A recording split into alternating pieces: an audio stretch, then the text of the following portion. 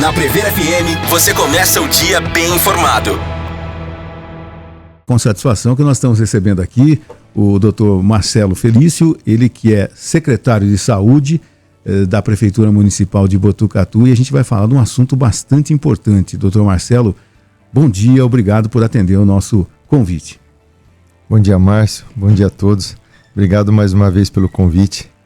Estar aqui na Prever é uma satisfação muito grande poder estar passando essa manhã aí conversando com vocês de novo.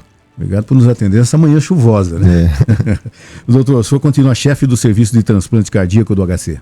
Isso, eu que acabo coordenando o transplante cardíaco, juntamente com o Dr. Flávio Brito, que é o coordenador clínico. Eu coordeno a parte da cirurgia. Quantos transplantes já foram realizados em Botucatu no HC aqui, doutor?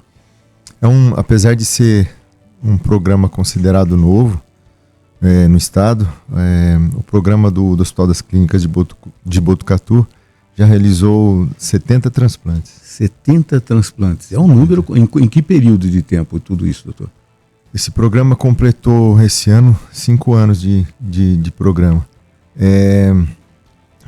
Por características do transplante cardíaco, apesar de não vai ser um número muito elevado, a nível nacional a gente está entre as primeiras equipes que realizam transplante e é a equipe que mais realiza transplante fora da capital do estado. No interior a gente é que realiza o maior número de transplantes cardíacos. Quer dizer, o HC é uma referência também, né? Sim, é uma referência para todo o interior do estado de São Paulo.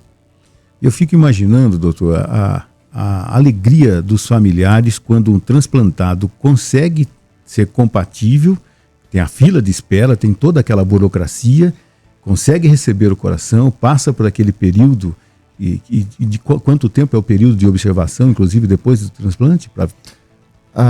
Vai depender muito das condições clínicas do paciente, mas depois que a cirurgia é realizada, de 15 dias até alguns meses para poder retornar para casa. E a alegria dos familiares em saber que ele foi transplantado, que está com um coração novo, passou por todo esse período de observação, está feliz.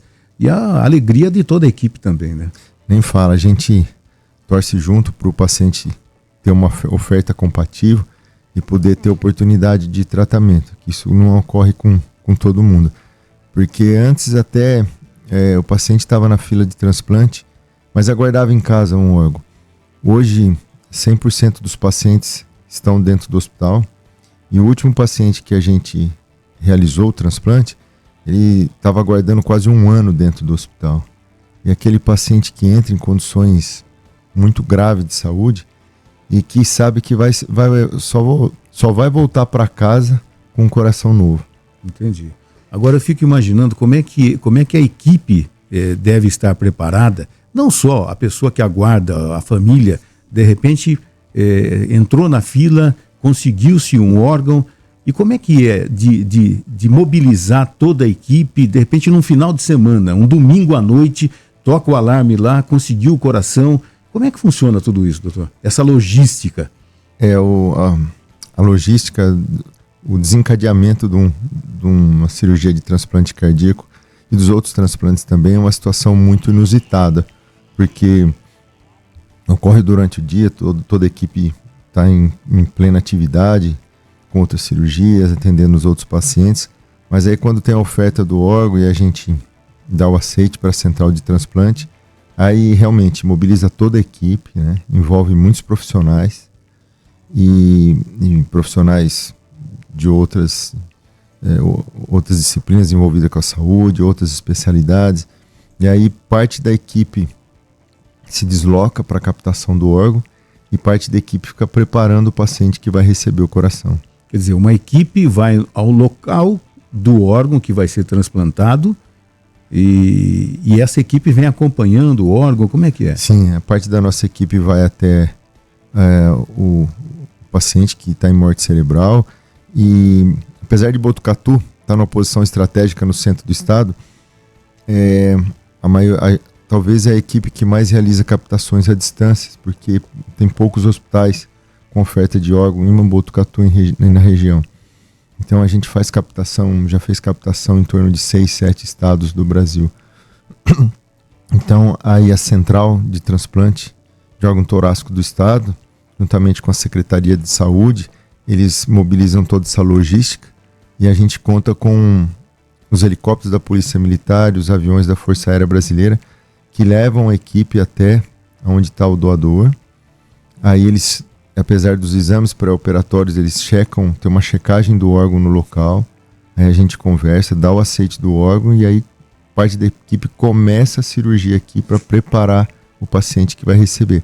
Aí essa equipe retorna com o órgão até Botucatu. E tem que correr contra o tempo também. A partir do momento que o órgão esteja a caminho, tem um tempo para... Ele é mantido no gelo e tudo mais, mas e o tempo para trazer até o hospital, né? É uma verdadeira operação de guerra. O coração é o órgão que suporta um menor tempo fora da circulação sanguínea. O ideal é que esse coração volte a bater até 4 horas. Então, do momento em que é retirado o órgão do doador, que faz a captação, a gente tem mais ou menos aí umas 2 horas de transporte do órgão e mais umas 2 horas para fazer esse coração bater no paciente que estava aguardando. E como funciona a família dessa pessoa que vai doar o coração? Precisa fornecer uma autorização? É uma pergunta bastante importante. A gente poderia realizar um número maior de transplantes, não só do coração, mas no Brasil 64 mil pessoas esperam um órgão para doação, não só do coração, mas dos outros órgãos também. Mas no Brasil precisa ter o consentimento da família. Então hoje não adianta manifestar, deixar documento em vida, deixar tudo registrado, mas o mais importante é a pessoa manifestar em vida o desejo de ser um doador. Porque aí naquele momento difícil, né, que a família perde um ente querido, ela facilita um pouco o processo de doação. É porque eu fico imaginando, né, a pessoa... Hoje a fila no Brasil, o senhor tem ideia de quanto seja, especificamente para o coração, quantas pessoas aguardam numa fila hoje, por exemplo? O Brasil acaba fazendo em torno de 350, 400 transplantes cardíacos no ano. Só que a fila está em torno de 1.200, 1.500 pacientes aguardando um coração. Que aumenta todo dia, né? Aumenta todo dia. E qual que é para ser compatível? Tem uma série de quesitos aí, né? Porque às vezes o coração daquela pessoa, você que teoricamente vai receber, não é compatível. Como é que funciona tudo isso, doutor? Não é só uma questão de tipo sanguíneo, né? Tem outras compatibilidades? O tipo sanguíneo também é um fator importante, mas tem que ter outras compatibilidades também. Quando o paciente é inscrito numa fila de transplante, é fornecido todos os dados para essa central estadual. E ali vai estar o tipo sanguíneo, tem um painel imunológico dessa pessoa que é cruzado com o doador, e também tem que ter compatibilidade de peso também do paciente, né? Esses são os principais fatores. E quais são as características geralmente desse paciente que precisa do transplante? Quais são as condições que levam ele a precisar? Tem várias doenças que levam à insuficiência cardíaca avançada, que é o coração, que na grande maioria das vezes aumenta de tamanho e fica fraco, sua contratilidade, e com a circulação, o bombeamento comprometido para que o sangue irrigue os tecidos, né? E os órgãos do corpo.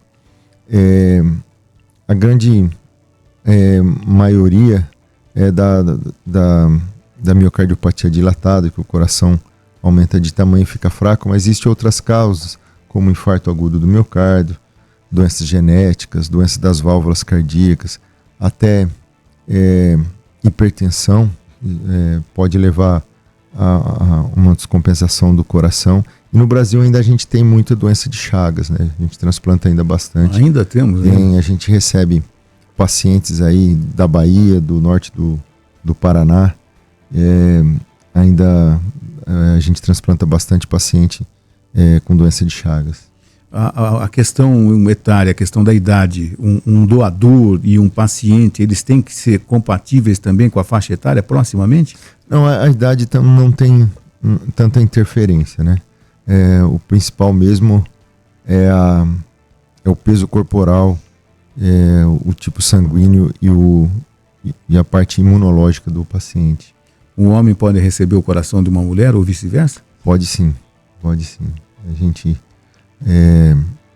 já fez vários transplantes. A grande maioria acaba sendo doador masculino, mas tem doadores... tanto um homem pode receber de uma mulher, quanto a mulher pode receber de um homem. E vocês já realizaram transplantes em crianças? A equipe está credenciado para transplante cardíaco em criança e se preparando para operar pacientes de idade menor.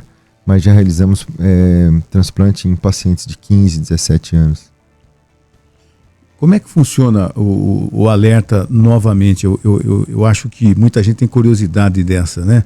De repente, Dr. Marcelo, a equipe, as pessoas estão lá num domingo à noite, acabou de ver futebol, toca a família, comendo uma pizza, toca o celular. Exatamente. E aí, quanto tempo para tudo isso, para avisar todo mundo? Porque não é só o Dr. Marcelo, tem uma equipe por trás de tudo isso. Né? A equipe fica de plantão no hospital. Quer dizer, de sobreaviso sempre, né? Sempre, sobreaviso sempre. Né? A hora que você entra nesse mundo do transplante, vira uma chavinha aí e você fica eternamente de sobreaviso. Né? E já aconteceu, por exemplo, de madrugada tocar o telefone? Já, né?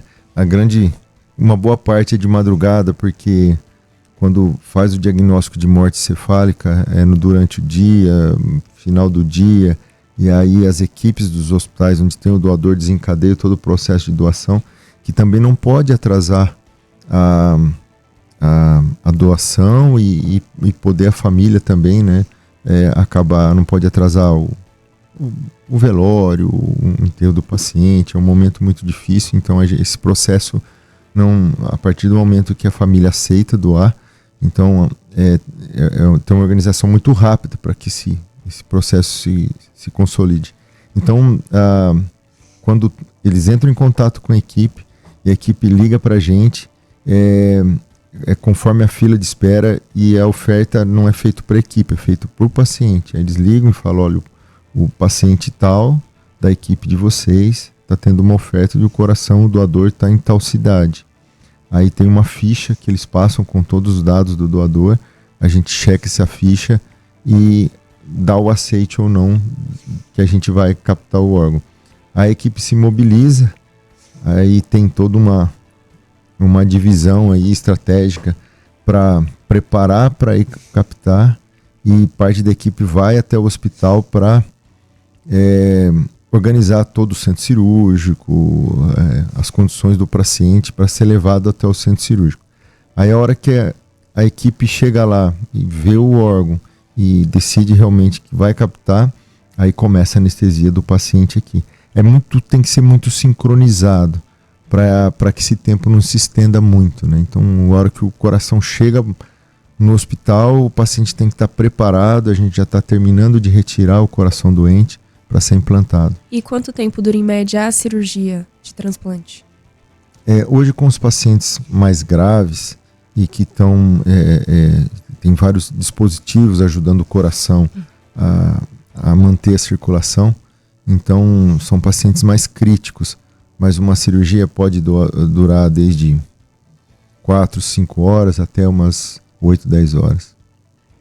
E essa logística também envolve também a polícia, né? A polícia militar, o Águia, normalmente tem que trazer por helicóptero e tal. Quer dizer, o plantão existe, quem comanda essa logística, quem dá o alerta aqui, é uma equipe também preparada para dar esse alerta, né? Para encontrar o Dr. Marcelo, para encontrar os outros integrantes da equipe, o piloto do helicóptero, tudo isso, né? A gente... aceitando o coração, dando aceite que a gente vai fazer a captação, aí a própria Central de Transplante do Estado procura acertar essa logística de transporte. Então a gente conta muito com o apoio da Polícia Militar e da Força Aérea Brasileira. Eles entram em contato, aí eles vão ver até condições de tempo, plano estratégico de voo, e para poder ajudar com esse tempo rápido que precisa ser realizado. Porque vocês correm contra o tempo, né? Sim. O tempo pra gente ali é vida. Entrevista. Agora são 7h21, nós estamos com o primeiro jornal no estúdio aqui com o chefe de serviço de transplante cardíaco do HC de Botucatu, Dr. Marcelo Laneza Felício, e também é o secretário de saúde do município de Botucatu. E dá para conciliar as duas coisas? A Secretaria de Saúde e a chefia de cardiologia? A gente hoje... Dorme algum período? Né? Sim, não tem dado Dá para eu consegui dormir um pouco, mas tem. É claro que para assumir a Secretaria de Saúde, um convite do prefeito Pardini, a gente acabou diminuindo bastante as atividades na cirurgia cardíaca. Tem as atividades de coordenação, de chefia da equipe, mas eu acabei mantendo quase que exclusivamente no Hospital das Clínicas a parte do transplante. Né? Mas a gente pretende retomar aí as atividades no término da secretaria. Bom, são 7h22, a gente vai conversar agora por telefone com o Durval Reis Machado. É um paciente transplantado de 37 anos. Durval, bom dia, como vai? Alô, Durval, bom dia. Tá no Viva Voz hoje? Oi, Durval, bom dia, agora sim. Bom dia, Durval. Bom dia. Como vai, Durval? Tudo bem, graças a Deus.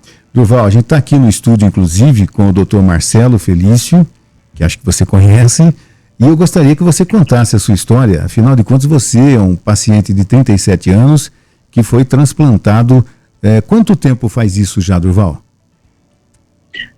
De transplantado hoje são 3 anos, 1 mês e 1 dia. 3 anos, 1 mês e 1 dia. É um dia de cada vez, né, Durval? Isso.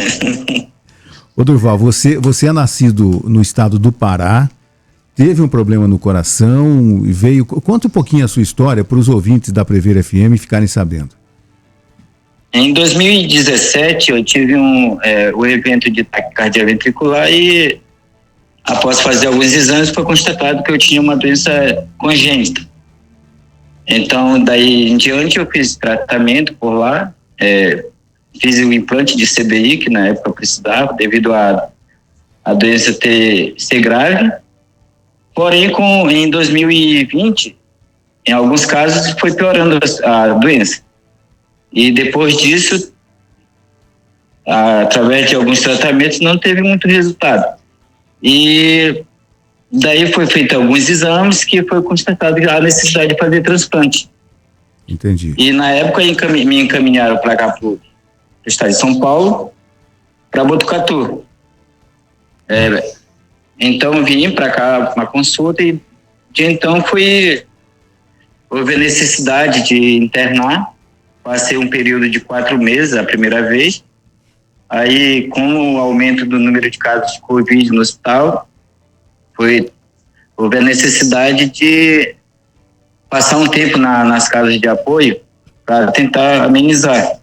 Mas durante esse período eu fazia acompanhamento praticamente semanal, até quinzenal, na Secretaria de Transplante. Aí, depois de alguns meses, houve a necessidade de internação, devido a com a questão de, como é que se fala, retenção de líquido e a pressão muito baixa, e a doença evoluindo. Então, eu internei novamente em agosto de 2021, eu acredito que foi dia 18 ou 19, e quando foi dia 6 de outubro de 2021, eu fiz o transplante. Tá, e como é que foi esse período todo até você ser chamado, sabendo que ia fazer o transplante, a expectativa sua, da família, como é que foi tudo isso, Durval? Olha, a família sempre deu força, me ajudou bastante nesse processo, que foi um período não muito bom, porém o tratamento em Botucatu foi ótimo. Em relação à questão de atendimento do pessoal da saúde, tanto da enfermagem quanto dos próprios médicos que são responsáveis pela equipe de transplante, foram excelentes. Inclusive, doutor Marcelo Felício, doutor Flávio Brito, foram ótimas pessoas durante o período de internação no HC. E, graças a Deus, o excelente trabalho do doutor Marcelo Felício, deu tudo certo o transplante e hoje estou bem, trabalhando Que bom. Você trabalha em Piracicaba hoje, né? Isso, eu trabalhei um tempo em Botucatu, no próprio HC, mas tive que me mudar para cá, Piracicaba, para trabalhar aqui. O Durval, quanto tempo você não conversa com o Dr. Marcelo? Eu acredito que faz mais ou menos uns 8 ou 9 meses, foi a última vez que eu falei com ele no próprio faturamento do HC. Entendi. Então você pode dar um bom dia para ele, que ele está te ouvindo agora. Bom dia, doutor Marcelo. Tudo bom? Bom dia, Durval. Um grande prazer falar com você. E saber que você está bem e que mantém suas atividades e voltou a trabalhar. Já estava trabalhando no próprio hospital onde você fez a cirurgia, né? Mas uma alegria saber que você continua bem. Muito obrigado. Agradeço pelo tratamento lá e, inclusive, sempre foi um ótimo médico e atendendo muito bem. Obrigado. Ô Durval, a gente gostaria de agradecer, viu, a sua disponibilidade em falar com a gente. Eu sei que é emocionante para você, que passou por todo esse período, né? Passou numa fase, inclusive, de Covid, né? Uma fase terrível no HC também. Né? Foi enquanto os hospitais, eles concorria os leitos dos hospitais e de UTI com os pacientes de Covid, né? Foi parado o atendimento de muitas cirurgias eletivas. A nossa equipe foi uma das equipes que mais transplantou no coração nessa época, né? Porque as equipes tinham que fazer captação nas UTIs onde os pacientes estavam lá com Covid. Claro que tinha todo um teste para ver se os doadores tinham Covid ou não, mas foi um momento muito difícil, que a gente tinha que entrar no hospital onde a gente não conhecia e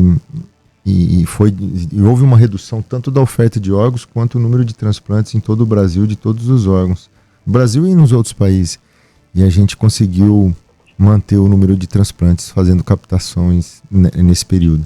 Período difícil. Durval, um bom dia a você, muita saúde, parabéns pela nova vida e muito sucesso para você, viu, Durval?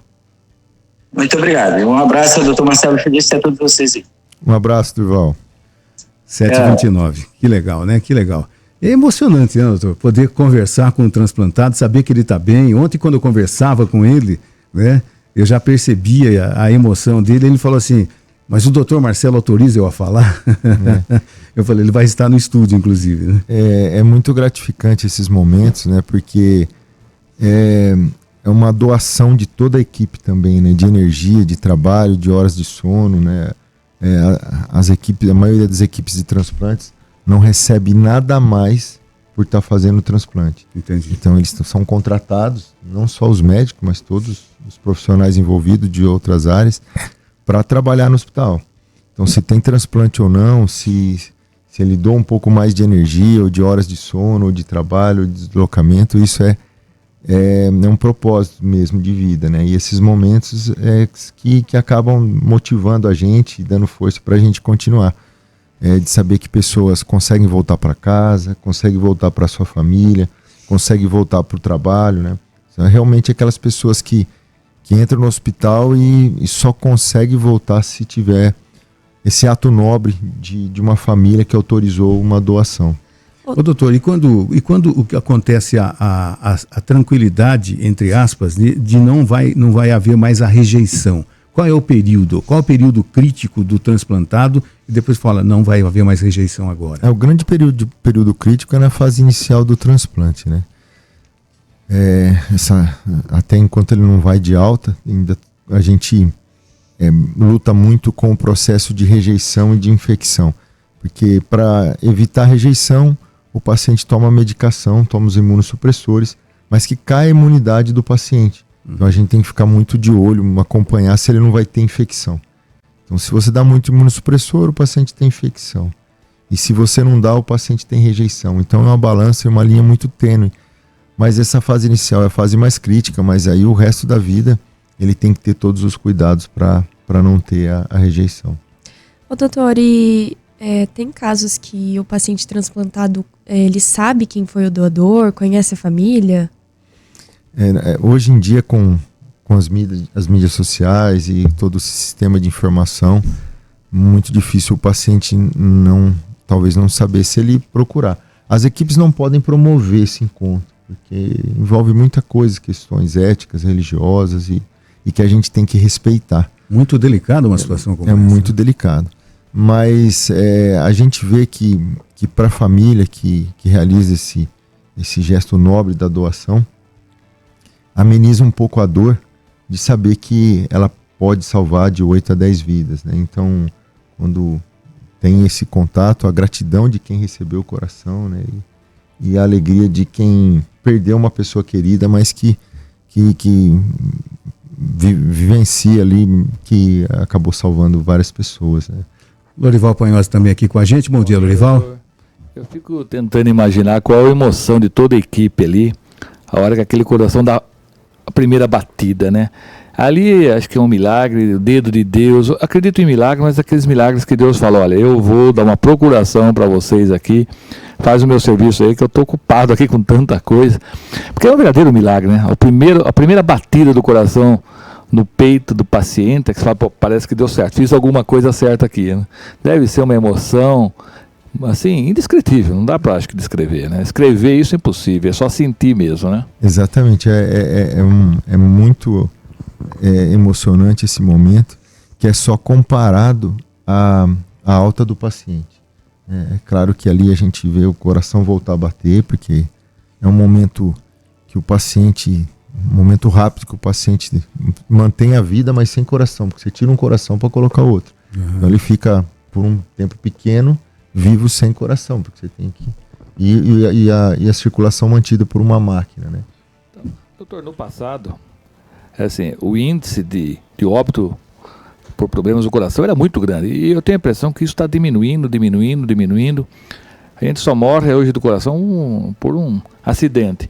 Mas essa semana nós tivemos um caso muito emblemático em Botucatu, né, que é do Anderson da Silva. E um cara jovem, atleta, 49 anos, treinando, estava ali. E é isso que eu queria saber, porque isso eu acho que é uma coisa que diz respeito a todos nós. Ele já tinha um histórico na família, né? Mas o irmão, alguém da família conseguiu salvar porque logo que sentiu a dorzinha, foi pro médico. Ele sentiu uma dor. E parece-me que ele chegou, ele estava treinando, falou pro cara que estava treinando com ele, falou, olha, bate do outro lado que esse lado está doendo um pouco, né? Quando é que a gente consegue perceber, ou como a gente faz para perceber que uma dor que às vezes todos nós sentimos por um desconforto, sei lá, um desconforto por ter dormido de mau jeito, sei lá, qualquer coisa, como é que a gente consegue perceber, olha, essa aqui não é uma dor que eu estou infartando, essa aqui é uma dor muscular, tá? Sei lá, eu estou com gases, qualquer coisa que eu valha. Como é que eu consigo saber, olha, essa é a dor e eu preciso ir para o hospital? Como que a gente identifica isso? Nós aqui, leigos, quer dizer, que não temos experiência. E ele, olha, um atleta, puta de um cara querido, amado, veio gente de todo canto aqui do estado de São Paulo, do Brasil, para homenagear ele, muitas crianças. Foi um negócio muito emocionante essa semana lá, muito forte. Por isso que eu estou tomando a liberdade de falar o nome dele aqui, porque sei que a família não vai se opor, que a família também fez uma homenagem muito bonita, todo mundo muito sentido com isso, mas ele sentiu a dor, mas ele não percebeu a diferença de uma dor muscular, de uma dor, assim, fatal. Só complementando a pergunta do Lorival, e quando é que a gente deve se preocupar? Porque às vezes você está num jantar, depois de um jantar, ou está numa atividade esportiva, de repente você sente um desconforto, né? Eu acho que o Lorival quer dizer, como é que você diferencia se aquela dor é de um infarto, é um desconforto gástrico, ou de repente gases, alguma coisa assim, que muita gente fala, gases, né? Como é que faz essa diferenciação, doutor? É quando eu tenho que correr para o hospital? Eu acho que sempre quando a gente tem uma dor e está em dúvida, a gente tem que descartar algo do coração, né? Eu conheço o Anderson, conheço toda a sua história em Botucatu, mas eu não conheço especificamente o caso dele, o que realmente aconteceu. É claro que os casos de infarto acontecem mais em quem tem mais fatores de risco para o coração e para o infarto. Mas existem os extremos também. Tem gente que tem todos os fatores de risco, não vai ter um infarto, e tem as pessoas que não têm nada e vão ter um infarto. Mas por isso que a gente tem que cuidar dos fatores de risco. Então a dor, a grande maioria das vezes, tem a dor típica, que é uma dor forte, né? Uma dor no peito forte, que demora um pouco mais e que é desencadeado por um esforço físico, uma atividade física. Às vezes pode irradiar para algumas regiões do corpo, como o braço esquerdo, ou a região cervical, ou até nas costas, né? mas tem aquela dor atípica que se confunde, como o Márcio falou, uma dor... Você é atleta, o cara... Acostumado a tomar porrada, acho que ele era mais resistente à dor, né? Ele tá acostumado a sentir dor. Exatamente. E ele falou, não, dor é comigo mesmo, eu aguento o tranco. E muito mais difícil para as pessoas ao redor também falar, olha, um atleta, né, que trabalha com esse esporte, está sentindo a dor e pode ser um infarto, né? Mas nesse caso, a pessoa que vem sentindo a dor ou teve alguma dor diferente ou suspeita deve procurar uma avaliação. E como o Lorival falou, como que vai saber e tudo mais, eu acho que tem que passar por uma avaliação cardiológica, mesmo que quem não tem nada ou procura fazer uma atividade física, que é a avaliação cardiológica pré-atividade, né? Ou, principalmente nesses esportes de alta performance. Mas eu acho que mesmo, independente de ser atleta, né? Eu acho que se a gente puder, né, uma vez por ano, fazer uma avaliação cardiológica, né?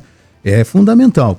Se você tiver algum fator genético, de repente seu pai, seu irmão já teve algum problema, teoricamente você também pode ter, né? Mas se você puder se cuidar, fazer os exames específicos, preventivos, o que é difícil no Brasil, é muito bom, né, doutor? Olha, e é tão difícil, doutor. O papai, me arrepia só de pensar. Papai, um dia antes de se adiantar de nós, ele sentiu uma dor forte à noite. E no outro dia cedo ele foi no médico. Tá? Foi num cardiologista. O cardiologista examinou, falou, vamos observar mais 2 dias. Tá? Ele voltou para casa e pum, faleceu. Ali, com todo respeito, eu acho que foi uma barbeiragem. Tinha que ter colocado ele no hospital na hora. E isso acontece muito, infelizmente, também, viu, doutor? E isso ninguém gosta de falar, ninguém gosta de tocar nessa ferida. Mas nós sabemos que, às vezes, falta também um pouco de atenção do sistema médico como um todo para uma reclamação. A gente chega lá e fala, olha, estou com uma dorzinha aqui. Ah, não, isso é gás, vai para casa, né? Ou isso é qualquer coisinha, é um desconforto. E eu vejo muito isso, desculpa, doutor, tocar nisso, mas eu vejo muito isso lá no nosso velório. Pessoas que chegam no sistema de saúde e, olha, o senhor está falando que nós temos que dar muita atenção para essas dores. Mas muitas vezes, doutor, o próprio sistema de saúde, não estou falando do Botucatu não, tá? Estou falando um quadro geral. O próprio sistema de saúde não leva a sério essa dorzinha do coração. Como não levaram com o papai. A estrutura de Botucatu, quando eu vim para a Secretaria de Saúde, foi uma grata surpresa, né? O que talvez Botucatu seja uma cidade que proporcionalmente pelo tamanho, pela população, talvez é a cidade que mais entrega saúde no Brasil ou no mundo. Aí o que o prefeito Pardini se dedica quanto à saúde quase em tempo real e os investimentos que são realizados, mas vai muito realmente do fluxo, da avaliação, do profissional. E quem está lá na hora? Hoje a gente tem vários protocolos, isso está muito bem estabelecido na avaliação de dor torácica. Os exames avançaram muito também, então você tem como identificar um evento agudo, um evento que está acontecendo, que está desencadeado ali no momento, e mesmo num paciente que está estável, quando tem uma alteração em exames na hora ali, tem como você avançar essa investigação e os exames mostrar se o paciente está ali na iminência de ter algum evento fatal. 7h44, voltamos com o doutor Marcelo Felício, secretário de Saúde do município de Botucatu, falando a respeito de transplante. A fila de transplante, eu já perguntei, ela é grande, né? E como é que chega esse alerta para a pessoa que está na fila, para ela saber assim, olha, eu sou 12º da fila, estou em 11º, para ele ficar na expectativa que falta apenas um?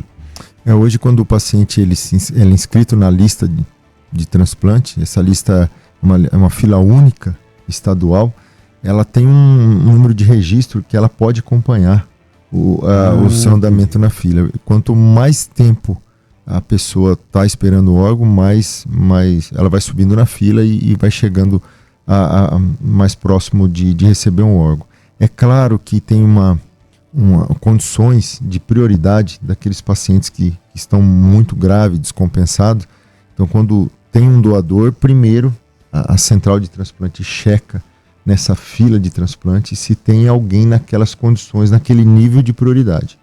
Aí, se ela tiver no nível de prioridade, aí tem os graus, os níveis dessa classificação, e aí oferece primeiro para quem está mais grave, para aquela pessoa que talvez não consegue suportar dias a mais esperando um órgão. E se não tiver, aí entra nessa outra fila que está correndo esse tempo de espera. Eu faço uma pergunta em cima do que aconteceu recentemente com o apresentador Fausto Silva. Né? As redes sociais acabaram que ele foi privilegiado, que ele passou na frente nessa lista de transporte. Existe a possibilidade disso acontecer? Não, isso hoje é impossível. O SUS, o Programa Brasileiro de Transplante, o SUS é o maior programa público de transplante do coração do mundo, né? Então todos são realizados, 90% do transplante do Brasil é realizado pelo SUS, mas ele é auditado pelo Sistema Nacional de Transplante junto ao Ministério da Saúde e tem toda uma fiscalização e com muito critério também da Secretaria de Saúde do Estado e da Central de Transplante de Órgãos. Tem toda uma câmara técnica que acompanha todo esse processo de priorização e do paciente em fila. O apresentador Fausto Silva, ele estava em nível 1, nível máximo de prioridade, porque o caso dele era muito grave. Ele já estava em diálise, hemodiálise, ele já estava conectado a aparelhos e a insuficiência cardíaca dele estava bem avançada, em estágio terminal. Então, ele assim como outros pacientes que também estavam poucos, mas nesse nível, recebeu o órgão, mas que também precisou ser compatível com ele, precisou ser compatível com a parte imunológica, com peso, com tipo sanguíneo, dependente de ser o Faustão, e está também nesse nível de prioridade máxima pelo estado de saúde. Talvez, eu não sei se ele ia suportar mais dias, ou um mês, ou pouco tempo esperando o órgão, precisou ter essa compatibilidade. Se não poderia ser quem for, ou tá na fila, ou tá esperando o órgão, se não fosse compatível, ele também não ia receber. Nós temos mensagem aí no WhatsApp, né, Helen? Temos uma mensagem aqui de um amigo, ele se apresenta como um amigo do Dr. Marcelo, quis deixar aqui um abraço. Um bom, ótimo dia, abençoados para todos aí. Eu queria mandar um grande abraço pro meu grande amigo Marcelo, Dr. Marcelo, que Jeová abençoe sempre a vida dele aí. Ele continua fazendo coisas boas, como ele sempre faz. Aqui é um grande amigo dele, o Pelé. Abraço, meu amigo. Fica com Deus. Amigo do Pelé, olha só. A gente tem grandes amigos aí em Botucatu, amigos do futebol, amigos que Botucatu deu pra gente. Um grande abraço, Pelé. E é um grande prazer falar aí com você. Dr. Marcelo, como fica a vida do paciente após o transplante? Qual é o tempo aí de sobrevida? Quais cuidados ele vai precisar ter? Como funciona essa vida pós-transplante? Isso é muito importante. A grande maioria dos pacientes acabam tendo uma boa reabilitação, né, e acabam voltando para suas atividades. Mas os cuidados continuam. E o acompanhamento com a equipe também não acaba. Só vai se espaçando o tempo de acompanhamento, de retorno, mas o paciente tem que ser muito criterioso com a medicação para imunossupressão, com o estilo de vida, evitar pessoas doentes, né, por causa que ele está imunologicamente, a imunidade está diminuída pela imunossupressão, mas ele acaba conseguindo voltar a trabalhar. Tem paciente que constitui família, que tem filhos depois, né, então... Atividade física, hoje tem até Olimpíadas dos transplantados, pacientes tem triatleta transplantado, então... o nível de atividade física vai depender da recuperação do coração, é claro, mas também de como essa pessoa se cuidava e como ela mantém o seu estilo de vida. Uma curiosidade, doutor. Esse coração transplantado, ele pode ser usado novamente? Aquela pessoa ela pode também doar para o próximo ou não? Ele já não aguenta mais uma situação dessa? Porque senão ele... Já imaginou, olha, eu doei o coração pro senhor, daqui a pouco o senhor vai doar pro Márcio, o Márcio vai doar pra Ju, até onde ele aguenta? Eu tenho uma dúvida que vai mais ou menos nessa linha de se existe um prazo, digamos, de validade do coração. Porque, se eu não me engano, o pulmão, quando ele é transplantado, ele tem um prazo que ele precisa ser transplantado novamente, não é isso? Não, mas o prazo de que ele aguenta no transplante, eu estou dizendo de usar o mesmo coração. Eu doei meu coração pro Dr. Marcelo. Daqui a pouco o Marcelo vai doar pro Márcio. Esse coração vai até onde? Ele aguenta mais uma ou não? Eu não sei se se existe relato ou se já foi feito. Acho que nunca foi feito essa isso, situação inusitada. Mas é uma pergunta muito interessante mesmo. E eu acho que tudo que um homem pensou um dia é porque um dia pode ser realizado, né? Assim, precisa ser numa fase inicial, mas eu acho isso muito difícil, até porque esse coração já está lutando contra uma rejeição, uma infecção, já passou por vários processos, todo o processo, né? É difícil um paciente que fez o transplante, até por aquele cuidado inicial, ele submeter a alguma fatalidade, mas é claro que vai depender tudo da avaliação do momento. Depois de um tempo, esse coração ele já começa a ter algumas alterações, né? Porque já passou por alguns momentos mínimos de rejeição, que está se adaptando ali, e alguns tratamentos. Então, até agora eu acho que não foi utilizado. Porque quem recebeu, esse é um doador, né? Fala, pô, se eu recebi, eu quero né, também retribuir, né, com certeza, esse ato de amor aqui. Com certeza, não tem dúvida. Se ele foi salvo em algum salvar momento, também, ele pode salvar alguma pessoa. E como é que o Brasil está nesse ranking de transplantes, a evolução do transplante no Brasil? Cresceu muito, que foi muito tempo, não sei se continua sendo referência no mundo, né?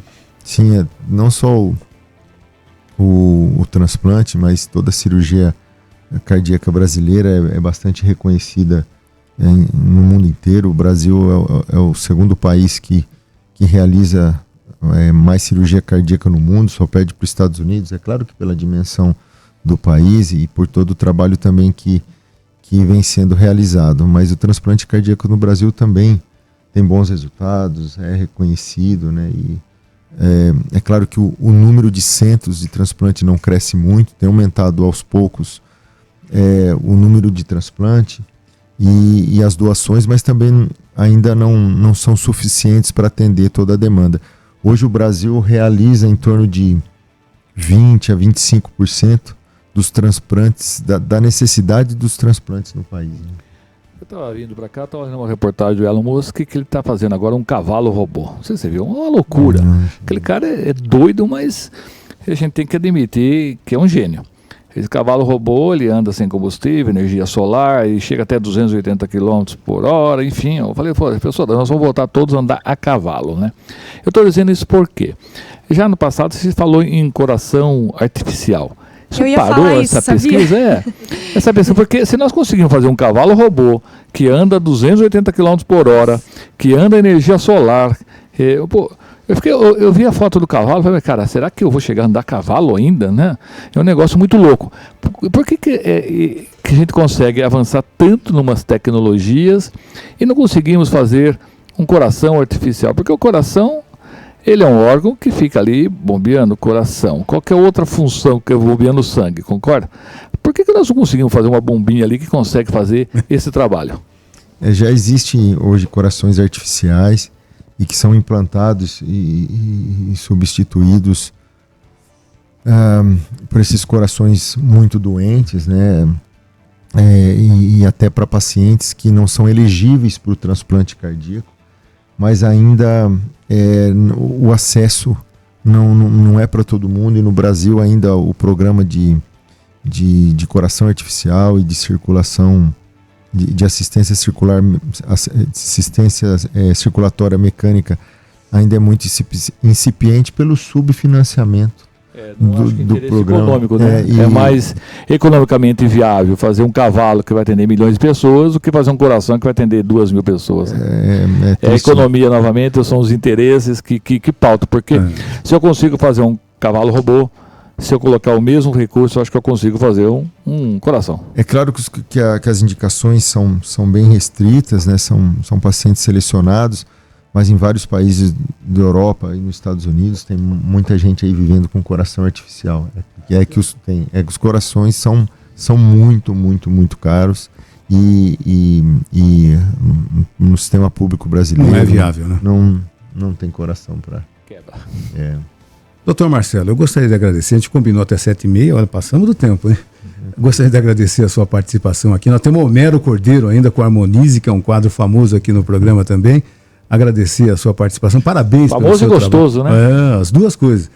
Parabéns pelo seu trabalho, muito obrigado por ter aceitado o convite e disponha sempre da gente, trazendo boas informações e trazendo alegria, como nós tivemos aqui com o Durval, que se manifestou, seu paciente transplantado. Muito obrigado, viu, doutor? Seu filho, né, doutor? É um Sim, filho, né? A gente acaba tendo a oportunidade de ter vários filhos, assim, viram uma verdadeira família, né? Porque não é só o processo do transplante, apesar de passar às vezes um tempo sem ver, porque a gente fica mais na cirurgia, os pacientes são acompanhados no ambulatório, a gente sofre junto, né? A espera de um órgão para um paciente. Imagina. Da mesma forma que é uma grande alegria ver o paciente não só recebendo o coração, mas voltando para casa. Para mim, também uma grande alegria estar aqui com vocês, sempre com temas relevantes aí, discussões ricas, trazendo informação para Botucatu. Obrigado, Márcio, obrigado, Lorival, obrigado às meninas, de promover também esse momento tão gratificante de estar conversando com um paciente nosso, né, o Durval. O Durval que foi um caso peculiar, porque ele morava na região norte, numa cidadezinha lá do Pará, e recebeu um coração de um paciente, de um doador da região sul. E só o Brasil... Olha que legal. Os dois se encontraram aí numa distância quase de 700 mil quilômetros, né? Então só o Brasil numa dimensão continental. Numa dimensão continental dessa pode proporcionar isso, e Botucatu nesse meio aí promoveu esse encontro. Deve haver uma mudança muito grande na cabeça da pessoa que recebe um coração desse, né? Tem, eu acho que é claro que cada um tem uma maneira de reagir, de pensar, tem sua crença, mas eu acho que muda muita coisa na vida da pessoa. Obrigado. Muito obrigado, viu? Um bom dia ao senhor. Bom dia.